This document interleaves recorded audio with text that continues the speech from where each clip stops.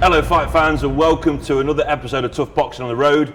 I'm your host Jack Fletcher and I'm delighted to be joined today by Mr. Carl Greaves himself at Carl Greaves Boxing Academy. Carl, how are you? I'm all good, Jack, thank you. Yeah, long time no see. Freedom Day's coming up, July the 19th. We're coming out of lockdown.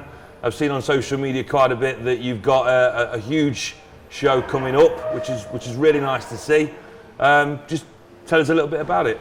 Yeah, really excited. Great news for everybody. The 19th of July. So September the 11th, I'm back at the Morningside Arena at Leicester, a 3,000-seater venue that's had shows there before. Obviously, Frank Warren Promotions has promoted there, and Barry McGuigan, both TV channels and TV shows. So really excited about it, and great to have my lads all that are managed on that show, all in one stable. So really good. One fight that's standing out from all the rest is one of your fighters, Mr. Stanley Stannard, straight off the back of a convincing win on Fight Zone a few weeks ago.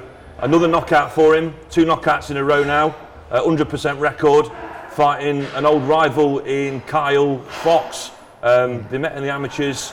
A little bit of animosity there when I interviewed Kyle a few weeks ago.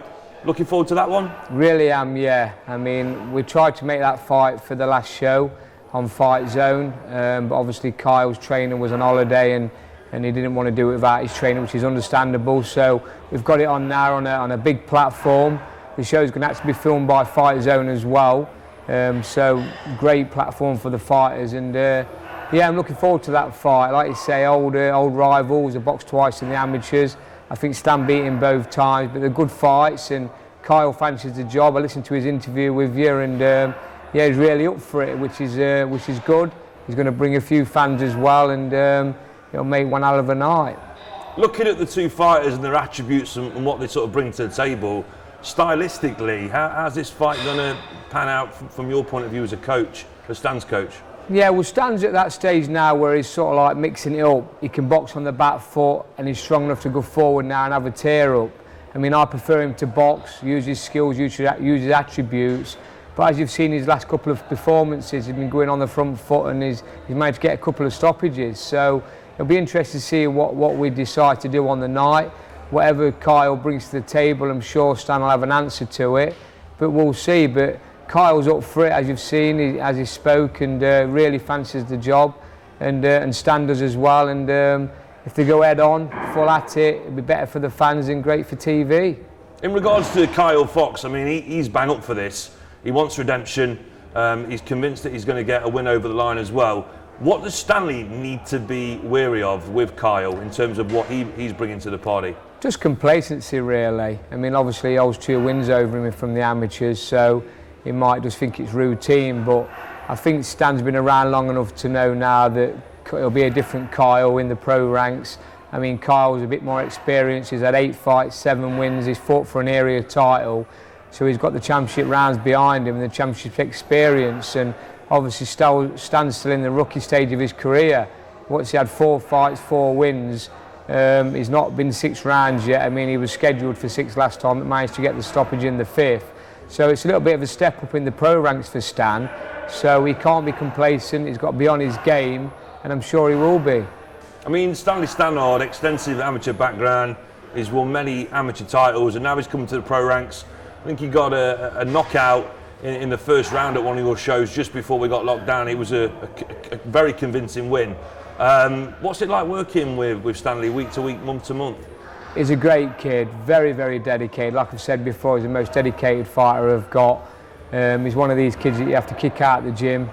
Always wants to train, always calling me saying, "Are you available to train me today, coach?" And he wants to come anytime, you know what I mean, when he can, which is great, you know what I mean. He's fantastic having a fighter like Stan, and with his skill set and mindset, I'm sure he can go a long way.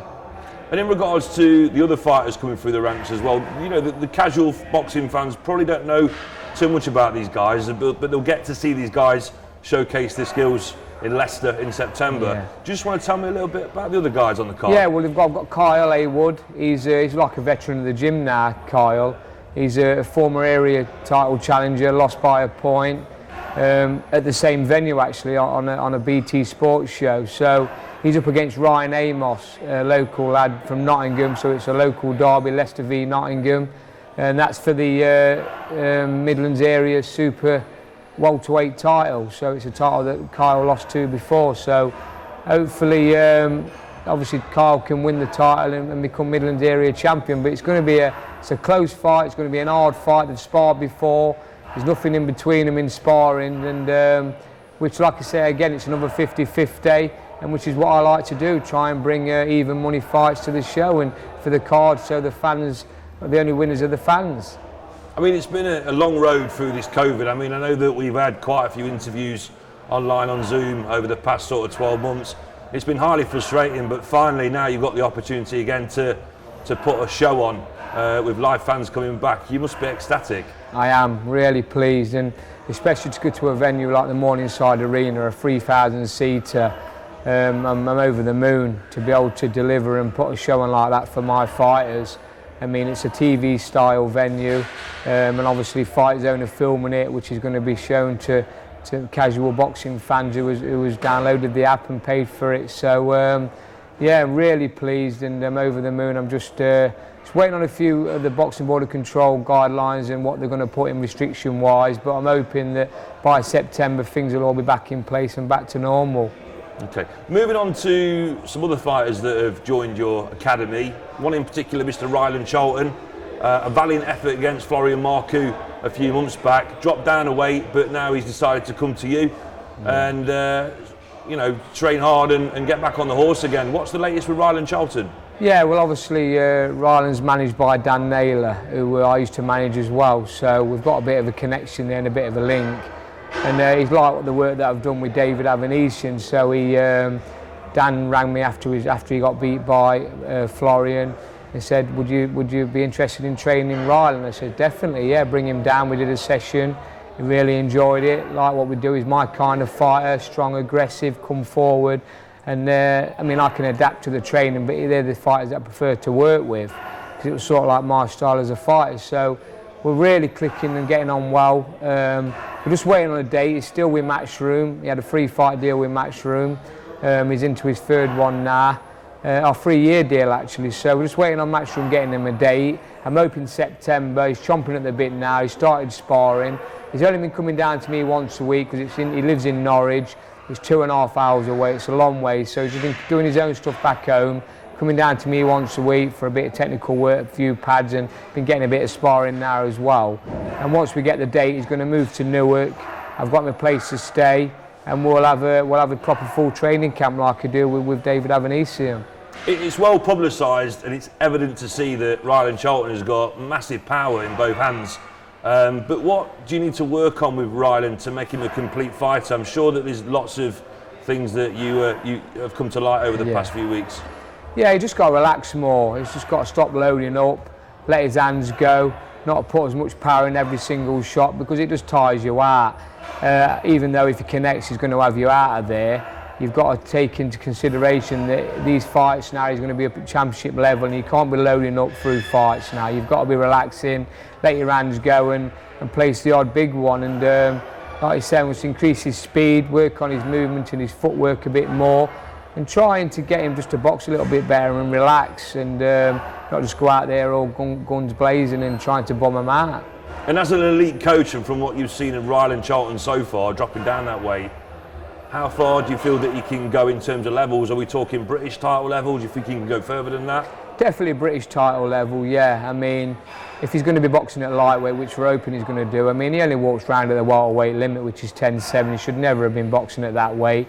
But he took his opportunity, nothing was happening for him. He had that good win over Joe Laws. Then he got offered the Florian Marcoux fight. He accepted it. Ideally, he wanted it a little bit lighter, but they never, so he just took the fight just for the opportunity. He got beaten, now it's a rebuilding procedure. So we just need to get him a fight at probably lightweight or 138. So we'll just see where he's at there, and then get him a win, and we can just talk as a team and look at where we're going to go from there, and hopefully get him a good fight that's going to get him in the mix for a title. And also David Avanesian, I've not seen him in the gym for quite a while. What's the latest with David? Yeah, well, David, he's back home in Russia training. He just comes to me 8 weeks before a fight. Unfortunately, the big fight on the horizon hasn't happened. We were told we was going to get a big name, a big fight, maybe for a world title eliminator or even a world title fight. It's not happened, so he's going to be defending his European. We should be moving on from there now. We've had four victories for the European title, all stoppages. We've proved we're above European level. We should be going on to world titles, but like I said, unfortunately we haven't been able to get that fight. So he's going to defend his European title. The mandatory is Jordi Weiss from France. He's 27-0. He went out to Perspage, was all set to defend against him, but he's all of a sudden pulled out with an injury. So they've gone down the rankings. I mean, he was number 1. Conor Benn's number 2. He don't want the fight. He made that clear from day one. They didn't want the fight because they was trying to get David to vacate. So we've gone to number 3, which is Liam Taylor from Manchester. Good fighter. I think he's only lost once. He's proved he deserves his opportunity. I've had a look at him, and he's a very good fighter. I've seen him in the past anyway. He's boxed a couple of my kids over the years, so we're not going to take him lightly. I mean, on paper it's a routine defence, but nothing's routine in boxing. One punch can change the whole world and change the outcome of anything you've got planned. So we're going to get this out of the way, and then we're going to see what happens from there, and hopefully get the well-deserved world title final eliminator or a world title fight, but we'll see. But frustrating for David, because after the Josh Kelly fight, he really deserved to be moving on. It was a big win on a big platform. I was told it had the most views on a Sky show all the way through lockdown. It blasted all the other viewing figures. So he's a name now, and obviously he's well known in Britain as well, obviously through the links with me and his manager Neil Marsh. So let's just see what happens, but we'll get him back, we'll get this fight out of the way, and we'll just take it from there. What an historic night beating Josh Kelly. Surely that's one of the biggest highlights of your boxing year, would you say, Cole? You would say so, yeah, but when you've had David box Shane Mosley, who is an absolute legend of the sport and Hall of Fame, multi-time world champion at different ways, then it takes some beating, that does. But I think for the pressure and the build-up around that fight, and obviously the animosity leading up to it, for obviously Kelly pulling out on the day a couple of years ago, it built into a very, very big fight. The media attention around that fight in the bubble was crazy. It was non-stop doing interviews, whether it was for Sky, Radio 5, IFL TV, whoever was in the bubble, we was doing them for. And we played our part. We built up into a massive fight, and we got the win. Like I said before, there was a lot of pressure on that fight for me. Obviously not just for me as a trainer, for the whole team. And we needed to win it badly. And obviously David went down there, never let us down. Went out there and put one hell of a fight on and destroyed him. When David Avanesian defeated Josh Kelly, there was a bit of talk about a potential Conor Benn David Avanesian fight. Were you disappointed that didn't come to fruition? Because that's a fight that a lot of people wanted to see. Yeah, a lot of people wanted to see it, but I knew it was never going to happen. I know Tony Sims very well, Conor's manager and trainer, and he told me that they weren't ready for that fight yet. He said, forget all the talk. He said, we need a couple more fights yet to get Conor ready for the likes of David, which was great hearing it from Tony. He's a respected guy. I know him well, and he's a very good trainer, knows the game, and so I always knew that fight was never going to happen. Matchroom actually asked us to vacate the European so Conor could fight for it, but obviously Neil Marsh, David's manager, said yeah, we'll vacate on the condition you can get as a big name or a big prize to vacate for. Obviously they never delivered, so we haven't vacated, and we're just going to go down the European route until we do get a big fight. What's the pinnacle for David then? Because there was a little bit of talk and a bit of toing and throwing about a potential match-up against Manny Pacquiao. Is that the kind of the final mission, Pacquiao? Yeah, I mean that's a dream fight for David, isn't it? Someone like Manny Pacquiao. I mean he's going in there with Errol Spence now, who's one hell of a fighter. He's like a beast of the division, really, the biggest, probably the hardest fight out there for anybody. I mean, fair play to Pacquiao for stepping up. I mean, what is he, 44-year-old, 42 years old, I think. Unbelievable career and unbelievable achievement what he's done in his career. So for David to get in the ring with someone like Pacquiao will be like another dream fight, a bit like the Shane Mosley fight. I mean, he ended Shane Mosley's career. you never know, he could go and end Manny Pacquiao's career. Is it just a dream though, or could this become a reality for David? If he keeps on going in there and winning, could this opportunity arise at some point in the future? Definitely. I mean, listen, David's ranked in the top 5 across the board now in all the world boxing organisations and all the governing bodies. So, listen, he's one fight away from a world title. He's in the position now to fight for a final eliminator. If he wins a final eliminator and Manny Pacquiao's world champion at the time, and David gets ordered mandatory, then it could happen. It's not far away at all. But let's just see how Manny does with Errol Spence. I mean, if he goes and beats Errol Spence, I mean, what a unbelievable achievement that is. I mean, Errol's a great fighter. So at the minute, no dates in the diary for David, but a date is pending, and you're just waiting for an announcement then? Yeah, I mean, it's gone to Perspies now to fight Liam Taylor. I think the Perspies are due in on the 21st of July. If agreement can be reached before then obviously we'll get a date in place. We're looking at around September time. I mean, I've made David aware of that, and obviously Neil has. So hopefully September time he'll be back here probably the end of the month if that does happen, and we'll have a 6 to 8 week training camp. But one thing with David, he's always in great shape. He trains every day. He trains like a beast. I mean, he only does 1 session a day when he's not got a date.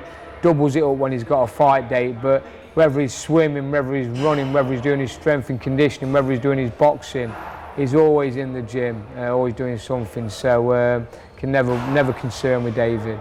I mean, to come in this gym 11 years ago as a trainer and get to the point where you're at today, you must look around and feel absolutely ecstatic of what you've achieved and how far you've come, Carl. Yeah, I mean, like I said before, I mean, I've had every champion across the board from area level all the way through to world now. Obviously with David, who actually went on to win a world title. So it's a fantastic achievement. I'm really proud of what I've done. I mean, especially in this little gym here. I mean, we've turned out some very, very good fighters over the years, and I've actually had my trainer's license 21 years now. I mean, I got it when I was a young lad, when I was still fighting. And I've never let it lapse. I've always renewed it every year, and I've always dabbled in the training for a long, long time. But I mean, I'm reaping the rewards now, obviously, with having the likes of David in the gym, and it's rubbing off on all the other fighters because we've got some great prospects coming through, and you'll see on the night at Leicester how good the talent I've got coming through. Carl, it's been an absolute pleasure coming to see you today. Thanks for the invite down, and thanks for coming on the show, and catch up with you soon. Brilliant, Jack. Thank you.